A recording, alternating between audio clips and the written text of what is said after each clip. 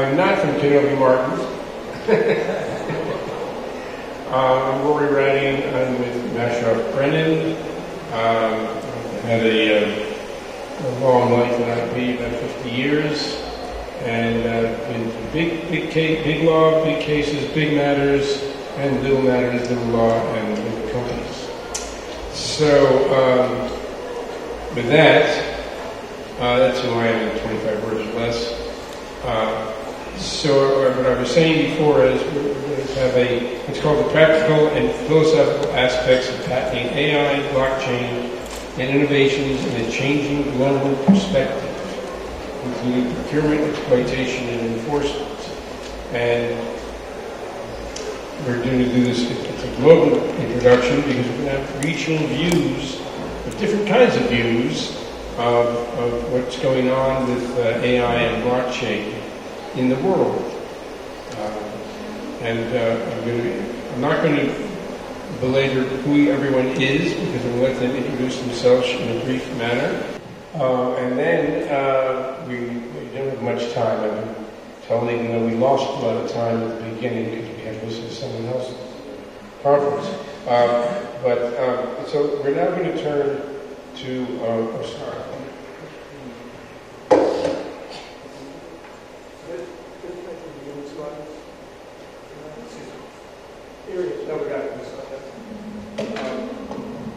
Osaro is coming from Nigeria, and he'll talk a bit about the challenges and opportunities in Africa, and he'll introduce himself very quickly. But not too big. Let's take our time here, because I think we have a lot of interesting topics that we've covered, and I'd like to hear your view and also what you think of the opportunities and challenges in Africa. Thank you. Thank you very much. Thank you very much. My name is Osaro Eghobamien, and I practice in Nigeria. I don't do any IP work anymore. I have a partner, the managing partner of the firm. I have a partner, or two partners who are soaked in this work, but unfortunately they couldn't make it here. I used to work exclusively in the IP department, so I know all the roles. And I think I recognize all the challenges that we're beginning to experience with AI. And thank you for that innovation.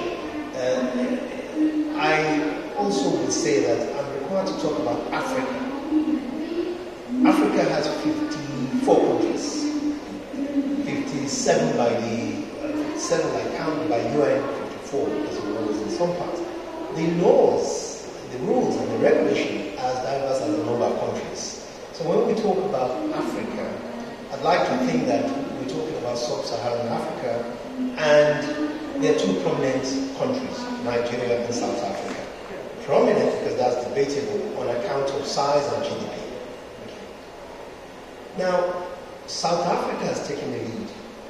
I was talking to Rory about this. South Africa has enabled the patent of the machine. That's very interesting because the gentleman who is the innovator of the AI that itself is an innovator has tried to register the patent in 17 countries. He's only succeeded in South Africa. Some of the innovations are more controversial than others, but let me deal with one that's less controversial, which is the design and establishment of a food container. And so you rely on a mathematical formula to create these complex shapes that repeatedly reduces in size, which allows air to circulate within a container or distribute heat in a more advanced way, making the food more sustainable and healthy. Now, South Africa accepted it because their laws are a bit more liberal. And then the UK, what he's done, which is very good, he's raised the bar and created a debate. Because in trying to register in 17 countries, I think all council realized that it was likely to be rejected. But that has created a debate as to whether you have a separate category for sui generis applications and registration. And And I think South Africa's laws are quite liberal. But that puts Nigeria under pressure.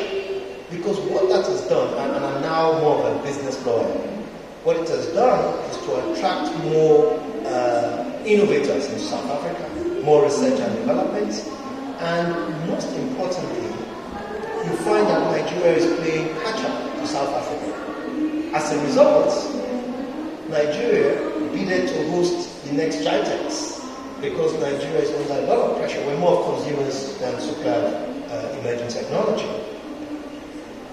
I think that there is one, perhaps, thought process that I heard from Perchstone yesterday, which we must begin to consider, which is whether in registering a machine as owner, there's a possibility of registering the machine as well as the inventor.